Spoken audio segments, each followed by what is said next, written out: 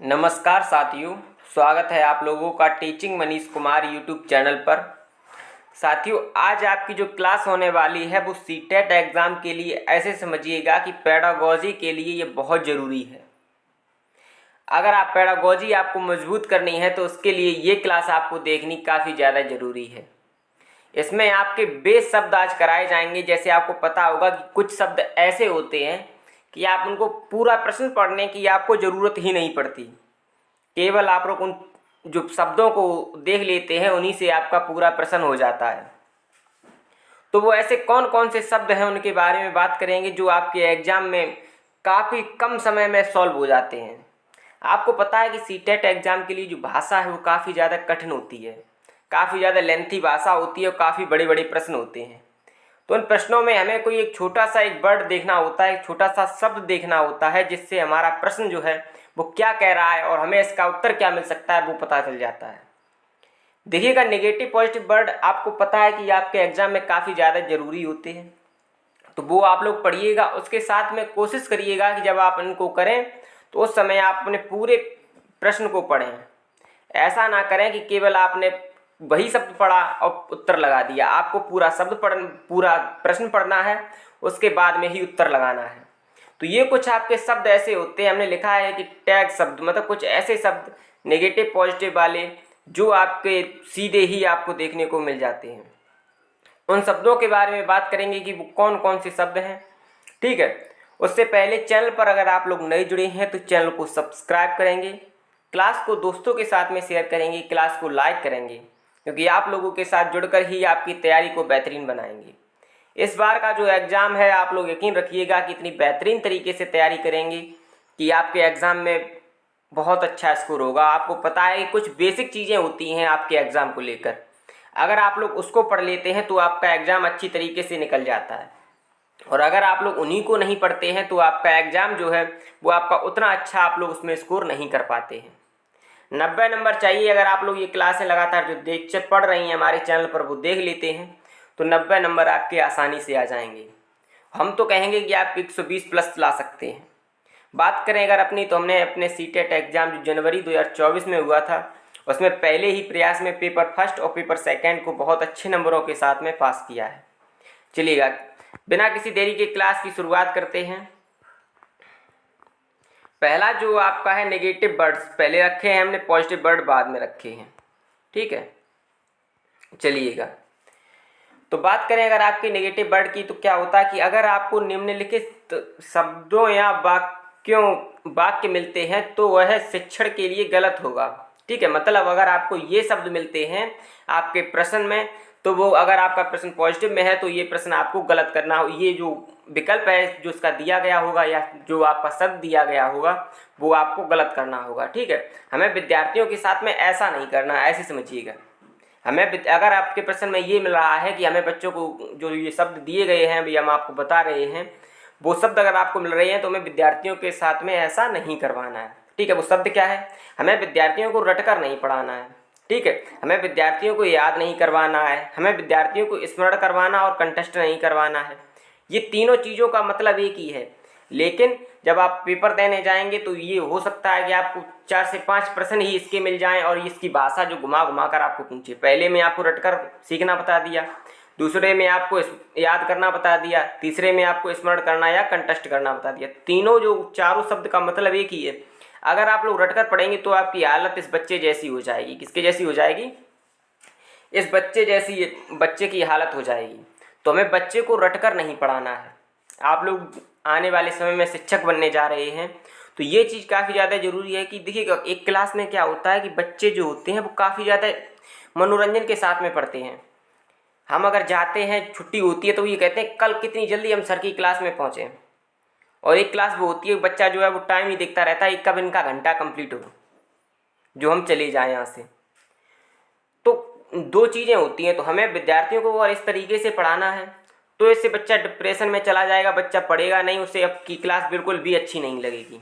ठीक है, अगर हम ये कहें, प्रश्न आपका ये कह रहा है कि बच्चा जो है वो लापरवाह है, काफ़ी ज़्यादा शिक्षक कहते हैं, जैसे आपने देखा होगा, आप जैसे अपनी इंटर्नशिप पर गए होंगे, अपनी जो जब आपने टीचिंग की डिग्री की होगी तब आपने देखा होगा कि काफ़ी ज़्यादा टीचर जो हैं या और लोग हैं वो कहते हैं बच्चा बहुत लापरवाह है, पढ़ता नहीं है। तो हमें उस तरीके का उसे वातावरण देना है ताकि वो पढ़े। हम उसे उस तरीके का वातावरण ही नहीं दे पा रहे हैं कि वो बच्चा अच्छी तरीके से पढ़े। तो 4 शब्द जो यहाँ पर है कि हमें रटकर नहीं सिखाना है, सही बात है। हमें याद नहीं करवाना है, हमें बच्चे को स्मरण या कंठस्थ नहीं करवाना है, सभी का मतलब एक ही है। बच्चा लापरवाह है ये भी नहीं, बच्चा लापरवाह नहीं है क्योंकि उसे अच्छी जो चीज़ें, उसकी जो बुनियादी चीज़ें हैं वो उसे नहीं मिल पा रही हैं, उसे उस मनोरंजन के साथ में नहीं पढ़ाया जा रहा है जिससे उसे समझ में आ सके। ठीक है, आगे बढ़ते हैं। आपकी इसमें एक है कि जो वो आपको एक शिक्षक की नाकामी। देखिए, शिक्षक अगर अपना अच्छा प्रयास कर रहा है तो अच्छी बात है, वो अच्छी तरीके से बच्चे को पढ़ाएगा। इसमें शिक्षक की नाकामी अगर आपको मिल जाती है तो ये भी आपका नेगेटिव में ही आ जाएगा। ठीक है, ये भी आपका नेगेटिव में ही आ जाएगा। आगे बढ़ते हैं। इसमें हमने कुछ प्रश्न इस तरीके से आपके शब्दों को रखा है जो आपके एग्जाम में आपको सीधे ही देखने को मिल जाते हैं। ठीक है, इनके लिए आपको बिल्कुल भी परेशान नहीं होना है, इनको ही पढ़कर आपका एग्जाम आसानी से निकल जाएगा। चैनल पर नए जुड़े हैं, देखिएगा नई शुरुआत है, आप लोगों का सपोर्ट की ज़रूरत है, तो आप लोग चैनल को सब्सक्राइब करेंगे। क्लास को अपने दोस्तों ग्रुप पर, व्हाट्सएप पर, फेसबुक पर, जहाँ कहीं भी शेयर कर सकें आप लोग शेयर करिएगा, ताकि आप लोगों के सहयोग से एक अच्छी तैयारी हम लोग कर सकें। ठीक है, अगला आपका क्या है? अगला आपका कि बच्चों को भय के साथ में, भय दंड के साथ पढ़ाना। देखिएगा, अगर आप बच्चों को सजा दे रहे हैं, अगर आप बच्चों को डांट रहे हैं, ठीक है, अगर आप बच्चे कक्षा में आप गए क्लास में और बच्चे आपको मिल गए, आपने कहा सीधे बैठ जाओ वरना मैं तुम्हें बहुत मारूंगा, ये कर दूंगा, वो कर दूंगा, उधम मत मचाओ। ठीक है, आप बच्चों को डांट रहे हैं तो इससे क्या होगा कि बच्चा आपसे उतनी अच्छी तरीके से कनेक्ट नहीं हो पाएगा।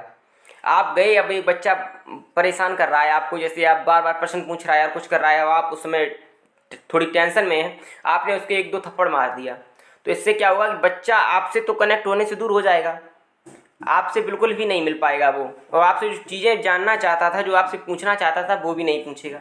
अगर आप बार बार उसकी तरफ ही देख रहे हैं तो भी बच्चे को एजिटेशन होगी कि ये हमारी तरफ ही बार बार क्यों देख रहे हैं। तो हमें इस तरीके से बच्चे को पढ़ाना है कि बच्चा मनोरंजन के साथ में पढ़े, ना कि भय के साथ में और मजबूरी में पढ़े।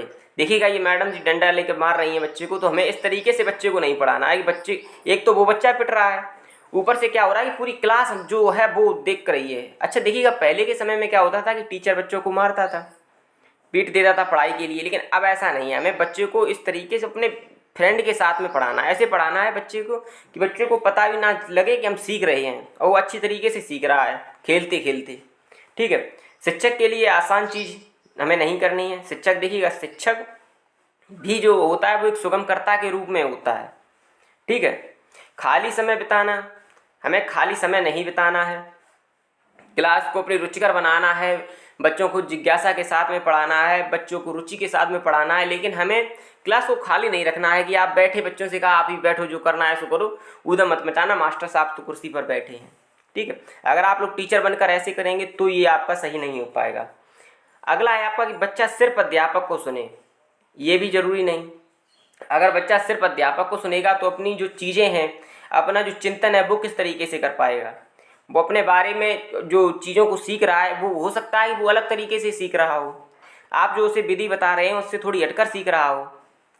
लेकिन अगर आप सिर्फ अपनी सुनाएंगे बच्चे को कि नहीं नहीं हमारी ही सुनो, इस तरीके से ही करो, केवल यही विधि लगाओ, तो बच्चा उससे क्या होगा कि हो सकता है वो विधि उसके लिए कठिन हो, तो ना वो विधि सीख पाएगा, ना वो आपसे जुड़ पाएगा। और अध्यापक को बच्चे का मित्र होने के तरीके से, एक तरीके से ऐसे पढ़ाना है कि आप उसके मित्र हैं, वो आपसे सभी बातें हैं अपनी वो कह ले। ठीक है, तो क्या है, बच्चे सिर्फ अध्यापक की सुने, ये आपका सबसे ज़्यादा नेगेटिव पॉइंट है। ऐसा नहीं है, सुनो, अच्छी बात है। देखिए, जब आप कोई चीज़ पढ़ा रहे हैं बच्चों को तो बच्चे उस चीज़ को सुने आपकी, तभी तो समझ पाएंगे, लेकिन केवल आप पर ही निर्भर रहें ऐसा नहीं है। ठीक है, समय बचाना, ये भी आपका नेगेटिव हो जाएगा। अब मेधावी छात्रों को अलग करना, जैसे आप लोग क्लास में गए, उसमें जैसे 40 संख्या है बच्चों की, अब 40 बच्चों में से 8 बच्चे आपके ऐसे हैं कि जो बहुत अच्छे हैं पढ़ने में, आपने क्या किया, अरे इन बच्चों को तो हम अलग रखेंगे और बच्चे जो 32 बच्चे हैं इनको हम अलग रखेंगे। अगर आप इस तरीके से पढ़ाएंगे तो बच्चे 32 बच्चे वो अलग होते जाएंगे बिल्कुल ही, वो 8 बच्चे वो बेहतर होते जाएंगे। ठीक है, हमें इस तरीके से नहीं पढ़ाना है, हमें सभी 40 बच्चों को साथ में रख कर पढ़ाना है, ताकि जो मेधावी बच्चा है उसे भी ये ना लगे कि ये हमारे स्तर का नहीं है, और जो कमज़ोर बच्चा है उसे भी ये ना लगे कि ये तो हमारे स्तर का नहीं है। ठीक है, तो हमें इस तरीके से अपने लेसन को लेकर चलना है, अपने पाठ को लेकर के चलना है, अपने शिक्षण जो तरीका है उसको लेकर के चलना है, ताकि बच्चा जो है वो हमसे कनेक्ट रहे और हमें बच्चों को अलग ना करना पड़े। ठीक है, अब देखिएगा अगला है आपका कि छात्रों को अलग अलग पढ़ाना। ठीक है, जैसे अब कुछ बच्चे ऐसे होते हैं, जैसे कि आप कक्षा 4 में गए, ठीक है, तो कुछ बच्चे ऐसे होते हैं जिन्हें ABCD भी नहीं आती, और कुछ बच्चे ऐसे होते हैं उन्हें जानवरों के नाम, फलों के नाम, दिनों के नाम, महीनों के नाम सब कुछ आता है। ठीक है, हिंदी पढ़ लेते हैं, और कुछ बच्चे ओलम भी नहीं जानते। तो हमें ऐसा नहीं करना है कि ABCD और जो ओलम नहीं जानते बच्चे उनको एक तरफ कर दें, और जो होशियार बच्चे हैं उनको एक तरफ कर दें। हमें क्या करना है, उनके साथ में सभी को रखना है, साथ में उनकी सहयोग करना है कि देखिएगा आप लोग एक दूसरे का सहयोग करिए, हम आप लोगों का सहयोग करते हैं, और आपको इस स्तर से लेकर के चलना है क्लास को, ताकि जो बच्चे हैं वो आपसे जुड़ें और अपने बेहतरीन तरीके से अपनी चीज़ों को पढ़ें। ठीक है, तो हमें बच्चों को अलग नहीं करना है, बच्चों को व्यस्त रखना, क्योंकि शिक्षक व्यस्त है। अच्छा, आप मान के चलिएगा, एक चीज़ सोचिएगा कि आप लोग क्लास में गए, क्लास में आप बैठे हैं, सामने से कोई बच्चा आया कि सर हमें ये करवा दो, वो करवा दो। आपने कहा अरे चलो तुम लोग 2 पेज सुलेख लो, ऐसे ही। क्यों? क्योंकि आप कुछ कर रहे हैं, आप बिजी हैं, क्लास में गए बैठे, आप फ़ोन चला रहे हैं, कुछ भी कर रहे हैं, तो क्लास क्या कर रही है, क्लास को आपने जो काम दिया हो सकता है कि वो सुलेख कर रहे हो। ठीक है, अच्छी तरीके से विकास तो उनका सुलेख से भी हो रहा है, लेकिन क्या हो रहा है कि आप बच्चों को व्यस्त रख रहे हैं अलग चीज़ों में। या हो सकता है आप कह रहे हैं कि अच्छा है बच्चों ऐसा करो, ये किताबें यहाँ से उठा के वहाँ रखो, हम थोड़ा काम कर रहे हैं, आप अपना काम करिए ये सब। ठीक है, तो बच्चों को आप और काम करवा रहे हैं, ना कि शिक्षा दे रहे हैं। बच्चों को जब तक आप लोग सक्रिय रूप से नहीं पढ़ाएंगे तब तक बच्चा क्या पढ़ेगा। और आने वाले समय में देखिए शिक्षा एक ऐसी चीज़ है जिससे बच्चों को हम आगे ले जा सकते हैं। तो आपको क्या करना है, आपको भारत देश के लिए शिक्षा सबसे ज़्यादा जरूरी होती है, तो शिक्षा को आपको बेहतर बनाने के लिए आपको खुद प्रयास करना पड़ेगा। और जब आप लोग आगे भविष्य में शिक्षक बनेंगे तो उसके लिए आपको ज़रूरी है कि बच्चे ऐसे पढ़ाइएगा कि बच्चे जब आप निकलें वहाँ से, उस जगह को छोड़ें, तो बच्चे ये कहें कि अरे सर आप मत जाइएगा, आप यहीं पर रहिएगा। ठीक है, इस तरीके से जो पढ़ाना होता है वो बच्चों के लिए बहुत ज़्यादा ज़रूरी होता है। चलिए आगे बात कर लेते हैं आपकी। अगला है आपका कि सटीक परिभाषा देना। देखिए हमें बच्चों को परिभाषा के साथ में नहीं पढ़ाना। जैसे बच्चों को नाउन पढ़ा रहे हैं तो नाउन की परिभाषा दे रहे हैं, हमें क्या करना है, बच्चों को जैसे नाउन पढ़ा रहे हैं तो उसमें परिभाषा तो बाद में आएगी। हमें बच्चों के लिए आगमन विधि का प्रयोग करना है। किसका प्रयोग करना है, हमें बच्चों के लिए आगमन विधि का प्रयोग करना है। आगमन विधि कौन सी होती है, रिवीजन में मारिएगा जल्दी से। वह विधि जो उदाहरण से नियम की ओर चलती है वो हमारी आगमन विधि कहलाती है। जो विशिष्ट से सामान्य की ओर चलती है, मूर्त से अमूर्त की ओर चलती है, वह विधि जो होती है हमारी आगमन विधि होती है। हमें बच्चों को परिभाषाओं के साथ में नहीं पढ़ाना है। ठीक है, जैसे हम बच्चों को पढ़ा रहे हैं तो उन्हें परिभाषाएं लिखा रहे हैं, फिर उनके उदाहरण लिखा रहे हैं, हमें ये तकनीक नहीं अपनानी है। और बच्चों को हमें खेल जरूर खिलाना है एक। जैसे आप लोग शिक्षक अगर बने तो उसके लिए बच्चों को एक खेल जरूर खिलाएं। वीडियो को जिन बच्चों ने अभी तक लाइक नहीं किया है लाइक करिएगा, चैनल को सब्सक्राइब कर दीजिएगा, बार बार मत कहलवाइएगा। ठीक है, चलिए आगे देखते हैं। हमें बच्चों के लिए मानक कलन विधि का प्रयोग नहीं करना है, क्योंकि ये बड़े स्तर की विधि है। हमें छोटे बच्चों के साथ में इसको नहीं करना है। हमें बच्चों की तुलना नहीं करनी है। और कहीं भी प्रश्न अगर आप में केवल देखने को मिल जाता है, ये जो शब्द देखने को मिल जाता है, तो आपका नेगेटिव हो जाता है। हमें बहुत सारे प्रश्न देकर बच्चों को नहीं पढ़ाना है। जैसे आपने क्या किया, बच्चों को जोड़ सिखाया, जोड़ सिखाने के साथ में आपने बच्चों को कुछ प्रश्न दे दिए, और कुछ क्या आपने बहुत सारे प्रश्न दे दिए जोड़ के। तो हमें बहुत सारे प्रश्न भी नहीं करवाने हैं बच्चों को, हमें समान प्रश्न नहीं देने हैं। जैसे आपको जोड़ दे दिया, अब आपने कम से कम 20 सवाल उसी जोड़ को लेकर के दे दिए, तो हमें ये भी नहीं करवाना है कि एक जैसे ही प्रश्न करवा रहे हैं आप लोग। हमें बच्चों को खाली समय नहीं देना है, हमें बच्चों को सक्रिय रखना, बच्चों को व्यस्त रखना, अच्छी तरीके से पढ़ाना है। ठीक है, हमें बच्चों को रोजगार के लिए तैयार नहीं करना है। ये हमारी शिक्षा में है ही नहीं कि बच्चों के लिए रोजगार के लिए तैयार करें। रोजगार बच्चा अपना प्रयास करेगा, उसके साथ में हमें क्या करना है, हमें बच्चे को इस तरीके से पढ़ाना है कि उसे किसी चीज़ की ज़रूरत ही ना पड़े, वो अपनी गणितीय चिंतन करना सीख जाए। ठीक है, हमें बच्चों को गणितीय चिंतन करवाना है, या अपना अन्य कोई विषय है उसमें आपको चिंतन करवाना है उस चीज़ का। ठीक है, बच्चे कमज़ोर हैं, अगर आप लोग इस अवधारणा से रहें कि बच्चे पढ़ने में कमज़ोर हैं, बच्चे कुछ सीख नहीं सकते, तो ये आपकी गलत है। ड्रिल एवं अभ्यास करवाना मतलब बहुत कठिन तरीके से पढ़ाना बच्चों को, बार बार वही प्रश्न करो, बार बार वो करो, ये हमें नहीं करवाना है बच्चों को, ठीक है। चलिएगा आगे है आपका कि प्रतियोगी परीक्षाओं के लिए तैयार करना। देखिएगा आप अपना सिलेबस पढ़ाइए, बच्चों को अच्छी तरीके से तैयारी कराइए, प्रतियोगी परीक्षाओं के लिए तैयार आपको नहीं करवाना है, ये भी आपका क्या हो जाएगा, ये भी आपका नेगेटिव हो जाएगा, ठीक है। अगले कुछ देखिएगा नेगेटिव वर्ड हैं वो आपके। चलिए अगला है आपका कि शिक्षक केंद्रित होना। क्लास को हमेशा किसके केंद्रित होना है, बाल केंद्रित होना है। क्लास आपकी बाल केंद्रित होनी है, ना कि शिक्षा केंद्रित, ठीक है। शिक्षक के हिसाब से क्लास चलाएंगे तो बच्चे क्या सीख पाएंगे। मान के चलिएगा अगर आप अपने ही हिसाब से बच्चों को पढ़ाएंगे तो आपको कैसे पता चलेगा कि ये बच्चा क्या सीखना चाह रहा है। तो मैं बच्चों के हिसाब से क्लास को पढ़ाना है कि बच्चा क्या सीखना चाह रहा है उस तरीके से पढ़ाना है। अगर आप अपनी चलाएंगे तो बच्चे की हालत इस तरीके से हो जाएगी, ये बच्चा बैठा हुआ है, ठीक है। बच्चों की रुचियों को अनदेखा नहीं करना है हमें, ठीक है। बच्चा किस तरीके से सीखना चाह रहा है वो हमें जानना है, ना कि बच्चा जिस तरीके से सीखना चाह रहा है हम उसका प्रयोग ही नहीं कर रहे हैं, ठीक है। ये भी गलत हो जाएगा। बच्चा कक्षा में ध्यान नहीं देता, ये आप बच्चे कहते हैं हम इसे कैसे पढ़ाएं, ठीक है। जो हम लोग शिक्षक बनने जा रहे हैं तो हम लोग कहते हैं कि हम इससे कैसे पढ़ाएं, ये ध्यान ही नहीं दे रहा क्लास में, हम उसके गार्जियन से शिकायत करते हैं और चीज़ें करते हैं। तो हमें उससे बच्चे को ध्यान दिलवाना है, ठीक है। यही तो हमारी शिक्षा नीति है अब, ठीक है। बच्चे को अनुशासन में रखना कि नहीं नहीं सीधे बैठो, ये करो वो करो, बिल्कुल ड्रेस में आना चाहिए, ऐसा करना चाहिए वैसा करना, तो ये ज़्यादा करने से बच्चा टॉर्चर हो जाएगा एक तरीके से। तो हमें बच्चे को ज़्यादा अनुशासन में भी नहीं रखना है, एक लिमिट भर रखना है। हमें बच्चे को नियंत्रण में नहीं रखना है कि नहीं तुम ये नहीं करोगे, तुम इंग्लिश ही पढ़नी है तुम्हें या हिंदी ही पढ़नी है तुम्हें। हमें बच्चों को इस तरीके से भी नहीं रखना है। सहपाठियों की नकल करना, अगर मान के चलिएगा एक आपकी क्लास में बच्चा है वो पढ़ने में अच्छा है, आपने क्लास में घटाना दिए करने को बच्चों को, तो जो पढ़ने में बच्चा अच्छा है वो तो कर लिए, उसने आपने सभी प्रश्न कर लिए। और जो बच्चा क्लास में कमज़ोर है आपने उससे कहा कि आपने सहपाठी की नकल कर लीजिएगा, जाकर उसी के देख कर लिख लीजिएगा। अब वो गया, उसने संख्या तक नहीं पढ़ी, जैसे 6 उसके बने उसने ये भी नहीं देखा ये 6 बने हैं, उसने केवल उस 6 की आकृति को देखा, वही अपनी कॉपी में उतार लिया। तो वो बच्चा क्या सीखा, दूसरा वाला कुछ नहीं सीखा। उसने तो ये भी नहीं समझा, ये भी नहीं सीखा कि ये 6 लिखे हैं, 7 लिखे हैं, 8 लिखे हैं। उसने जैसी 2 लकीरें साथ में बनी हैं वैसी 2 लकीरें बना दी केवल, बस, ठीक है। तो हमें सहपाठियों की नकल भी नहीं करवानी है, हमें बच्चों की उपेक्षा भी नहीं करनी है, और हमें बच्चों को हतोत्साहित भी नहीं करना है कि जैसे कोई किया तो अरे तुम ये काम नहीं करोगे, ऐसा है वैसा है।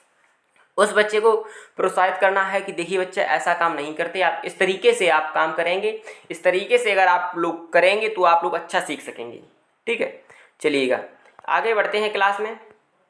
अब आपके आगे पॉजिटिव वर्ड क्या है। पॉजिटिव वर्ड कि अगर आपको यह शब्द और वाक्य आपके प्रश्न में देखने को मिलते हैं, सही बात है, तो शिक्षण के दौरान यह सही होगा और हमें विद्यार्थियों के साथ ऐसा करना है, ठीक है। कि जैसे प्रश्न आपके कुछ शब्द ऐसे होते हैं जो आपके पॉजिटिव होते हैं, हमें वही विद्यार्थियों के साथ में करना है। क्या करना है, हमें विद्यार्थियों की जिज्ञासा जाननी है कि विद्यार्थी जिज्ञासु है कि नहीं, और जिज्ञासु विद्यार्थी बहुत बेहतरीन तरीके से सीखता है, ठीक है। हमें विद्यार्थी को करके सिखाना है। जैसे ये बच्चे देखिएगा कुछ कर रहे हैं प्रक्रिया, ठीक है, तो ये जो बच्चे कर रहे हैं ये बेहतरीन तरीके से सीख पाएंगे। हमें विद्यार्थियों को सक्रिय रखना है, ठीक है, सिखाते रहना। ये नहीं कि विद्यार्थी आराम से क्लास में आए, उन्होंने मिड डे मील का खाना खाया और लंच तक तो खाने का इंतज़ार किया, उसके बाद छुट्टी का इंतज़ार किया, पूरे दिन बैठे सोए कुछ भी करें, ठीक है। हमें बच्चों को खोजपूर्ण तरीके से पढ़ाना है, ठीक है। हमें बच्चों का अवसारी चिंतन एक बार रिवाइज करेंगे क्या होता है, जिसके एक से अधिक उत्तर या अर्थ निकले वो आपका अभिसारी चिंतन, और अपसारी चिंतन जिसके एक से अधिक अर्थ निकले वो आपका अपसारी चिंतन, और अभिसारी चिंतन वो होता है जिसमें आपका क्या होता है केवल एक ही केंद्र हो उसका उत्तर का। जैसे कि हमारा ताजमहल कहाँ है, तो हम क्या बताएंगे कि आगरा, ठीक है, ये तो आपका हो गया अभिसारी चिंतन। लेकिन अगर वही प्रश्न आपसे ये पूछा जाए कि हमारे ताजमहल की क्या क्या उपयोगिताएं हैं या हमारे ताजमहल का क्या महत्व है, तो इसमें हम बहुत सी चीज़ें बताएंगे कि उससे टैक्स अच्छा आता है, उससे हमारे देश की इनकम अच्छी हो रही है, हमारे देश को काफ़ी ज़्यादा उन्नति मिल रही है, विदेशों में फेमस हो रहा है। तो ये जो आपका है जिसमें हमने अन्य चीज़ों को भी सोचा, जिसमें हमने दिमाग पर अधिक जोर दिया, तो वो आपका अपसारी चिंतन हो जाएगा।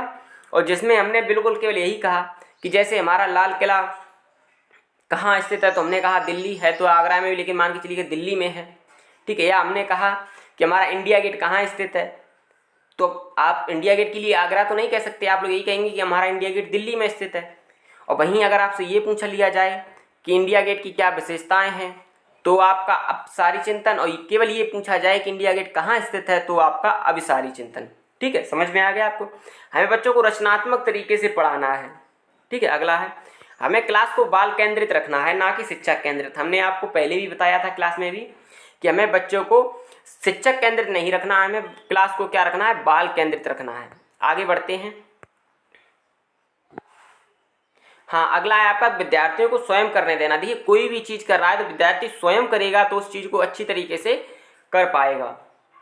बहुत अच्छी बात है, काफ़ी अच्छी सी क्लास हो रही है। चैनल को अगर आप लोगों ने अभी तक सब्सक्राइब नहीं किया है तो सब्सक्राइब कर लीजिएगा, क्योंकि ऐसी क्लासें आपको डेली मिलने वाली हैं और आपको इस तरीके से वही कंटेंट कराया जाएगा जिससे आपको सीधे आपको प्रश्न देखने को मिल जाते हैं। ठीक है, एक क्लास आपकी हो चुकी है जिसमें हमने आपको सूक्ष्म गतिक कौशल, वृद्धि और विकास, उसके साथ में स्कैफोल्डिंग पार्ट, स्कीमा, इसकी सभी की परिभाषाएं आपको बताई हैं। तो वो क्लास आप लोग जरूर देखिएगा, चैनल पर आप लोग को मिल जाएगी और पढ़ते रहिएगा, क्योंकि आने वाले एग्जाम्स पता नहीं क्या करवाने वाले हैं आपके साथ में। ठीक है, तो हमें मेहनत बिल्कुल भी कम नहीं करनी है, हमें मेहनत को बढ़ाना है। अगला है बच्चों को प्रोत्साहित करना है। देखिए, टीचर बच्चों को प्रोत्साहित कर रही है कि नहीं कर रही है। ये बच्चा देख रहा है कि इस तरीके से हम भी करें, ये बेटी जो देख रही है वो कह रही है बच्ची कि इस तरीके से अगर करें तो हमें भी ये मैम प्रोत्साहित करेंगी। ठीक है, हमें बच्चों के साथ में समालोचनात्मक चिंतन करवाना है। सही बात है, बच्चों को अवसर देना है, ये नहीं सब कुछ अपना ही करते रहे, बच्चों से भी करवाना है, हमें वास्तविक जीवन के साथ में जोड़ना है। जैसे मान के चलिएगा हम बच्चों को आम के पेड़ के बारे में बता रहे हैं। ठीक है, हमने बच्चों को बताया कि आम का पेड़ ऐसे होता है, उसकी हरी पत्तियां होती हैं, उसके जो तना होता है काफ़ी ज़्यादा भारी होता है। इस तरीके से आप लोग पढ़ाइएगा बोर्ड पर क्लास में। ठीक है, बेशक आप बच्चे को चित्र दिखा दीजिएगा, अब चित्र तो छोटा सा ही होगा तो बच्चा उतनी अच्छी तरीके से कनेक्ट नहीं कर पाएगा। वही जब आप लोग उसे आम के पेड़ के पास में ले जाएंगे कि बेटा ये आम का पेड़ है, ये इसका तना है, ये जो हरी हरी लगी हुई हैं ये इसकी पत्तियां हैं, ठीक है, ये जो लकड़ियां उसके साथ में ये इसकी टहनियां हैं, और जो नीचे ये जमीन के अंदर हैं ये इसकी जड़ें हैं। तो इस तरीके से जब बच्चा सीखेगा तो वो उस पेड़ के बारे में सब कुछ जान जाएगा। ठीक है, अगर आपको इस तरीके से नहीं सीख पा रहा है बच्चा तो क्या जान पाएगा। चित्र बना दीजिएगा कि बेटा ये इसका तना है, ये नीचे जो एक तरीके से बिखरी हुई है इधर उधर जमीन के अंदर ये इसकी जड़ें हैं, तो बच्चा चित्र के माध्यम से उतनी अच्छी तरीके से कनेक्ट हो ही नहीं पाएगा। और जब आप बाहर गए, आप आम के पेड़ के पास बच्चे को ले गए, आपने कहा बेटा ये जो जमीन के अंदर जो है वो आपकी जड़ें हैं, तो बच्चा देखेगा कि अरे इसकी ज़मीन के अंदर तो हैं लकड़ियाँ इसकी, तो वो इसकी जड़ें हो गई। चलो ये जो भारी सा लगा हुआ है जिस पर पूरा पेड़ टिका हुआ है इसका तना है, बच्चा उसको छुएगा, देखेगा कि ऊपर जो हरी हरी लगी हुई हैं ये इसकी पत्तियां हैं, और ये उसके साथ में जो लकड़ियां लगी हुई हैं ये इसकी टहनियां हैं। तो इस तरीके से बच्चा जो सीखेगा कि इसी पर आम के फल लगते हैं, वो देखिए आम के फल लगे हुए हैं, तो इस तरीके से बच्चा बहुत बेहतर तरीके से सीख पाएगा। ठीक है, बच्चों के साथ में हमें चर्चा करवानी है। बच्चे चर्चा के साथ में आपस में चर्चा करते हैं किसी टॉपिक को लेकर के, तो अच्छी तरीके से सीखते हैं। आप उनके साथ चर्चा कीजिएगा, समूह कार्य दीजिएगा बच्चों को करने के लिए। गलत प्रश्न नहीं करना है बल्कि कारण जानना है। बहुत अच्छी बात है, ये प्रश्न जो लाइन है वो बहुत अच्छी लगी हमें। हमें क्या करना है, बच्चों के गलत नहीं करना है प्रश्नों को। जैसे बच्चा जोड़ करके लेकर के आया, या बच्चे मान के चलिएगा भिन्न करके लेकर के आया, उसने अंश को अंश में जोड़ दिया, हर को हर में जोड़ दिया, तो आपको उस बच्चे का कारण जानना है। आपको सीधा ये नहीं करना ये आपने गलत कर दिया चलो जाइए यहाँ से। आपको क्या करना है कि बच्चा आपने ये प्रश्न किस समझ से किस सोच के साथ में किया है अपना, कि आपका ये जो प्रश्न है वो ऐसा हो गया। बच्चा बताएगा कि सर हमने ये ऊपर वाली संख्याओं को ऊपर जोड़ दिया, नीचे वाली संख्याओं को नीचे जोड़ दिया। तब आप लोग बताएंगे कि नहीं ऐसा नहीं होता है, आपको इस तरीके से करना है। आप लोग जो भिन्न की विधि है वो उसको बताएंगे। ठीक है, चलिएगा अगला है आपका लचीला एवं अपसारी चिंतन। बहुत अच्छी बात है, ये दोनों शब्द अगर आपको एग्जाम में मिल जाएं तो आपके लिए समझिएगा प्रश्न आपका सही हो सकता है, अगर प्रश्न पॉजिटिव में है तो। हमें बच्चों को लचीलापन देना है, ज़्यादा कठिन नहीं देना है, ना कि ज़्यादा सरल देना है। ठीक है, हमें बच्चों को बीच का माध्यम देना है। अपसारी चिंतन हमने अभी पढ़ा है आप लोगों के साथ में कि जिसके एक से अधिक उत्तर निकले। वो आगरा वाला जो ताजमहल का उदाहरण था वो इसी का था, और अभिसारी चिंतन भी हमने आपको बताया था। ठीक है, अभिसारी चिंतन भी, अभिसारी ऐसा लिखा हुआ आपने पढ़ा होगा जो बच्चे दे चुके हैं, अभिसारी। ठीक है, अभिसारी चिंतन क्या होता है, जो एक ही जगह पर केंद्रित होता है। जैसे हमने पूछ लिया आपसे कि इंडिया गेट ही कहाँ स्थित है, तो आपने कहा, या हमने पूछ लिया आपसे चार मीनार कहाँ स्थित हैं, तो आपने कहा हैदराबाद में। तो हमने आपसे कहा कि चार मीनार का महत्व बताइए। तो आप लोग, जब हमने आपसे कहा चार मीनार का महत्व बताइए, उसके बारे में जाना, जैसे महंगाई को किस तरीके से कम किया जाता है, अगर हमने आपसे ऐसा प्रश्न पूछ लिया तो आपका अभिसारी चिंतन हो जाएगा।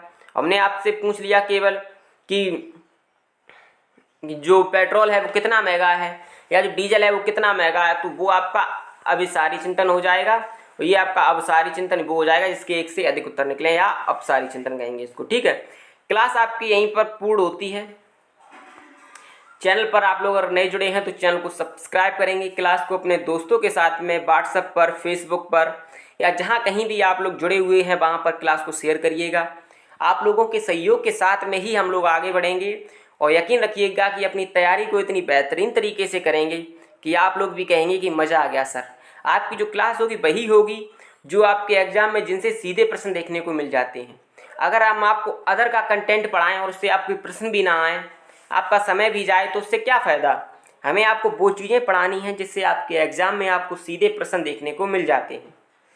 चलते हैं इसी के साथ में, ध्यान रखिएगा अपना, चैनल को सब्सक्राइब करिएगा, क्लास को लाइक करिएगा और शेयर जरूर करिएगा। विश्वास रखिएगा आपकी तैयारी बेहतरीन तरीके से होगी, और बोलिएगा हमारे साथ, जय हिंद।